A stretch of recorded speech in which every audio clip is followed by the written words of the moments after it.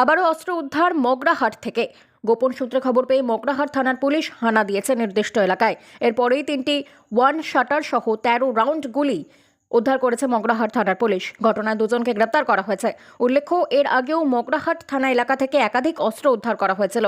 সেই সূত্র মারফত এসওজি টিম এবং মগরাহাট থানার উদ্যোগে আবারও অস্ত্র উদ্ধার করা হয়। এই ঘটনায় সমর হালদার এবং সঞ্জিত সর্দার নামক দুই ব্যক্তিকে গ্রেপ্তার করেছে পুলিশ। তদন্ত প্রক্রিয়া চলছে।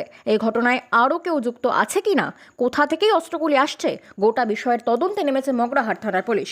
আমরা যেটা এর আগেও আপনারা দেখেছেন যে আমরা চেষ্টা করছি যতটা বেশি সম্ভব অস্ত্রগুলোকে উদ্ধার করা এবং তার র্যাকেটে শেষ পর্যন্ত পৌঁছানো। As a part of that recently আবার মগরাহাট থানাতে আমরা 3টে ওয়ান শটার এবং 13 রাউন্ড কার্তুজ আমরা রিকভার করতে পেরেছি এবং সেখানে আমরা দুজনকে অ্যারেস্ট করেছি। একজন সমর হালদার আর একজন হচ্ছে সঞ্জিত সর্দার।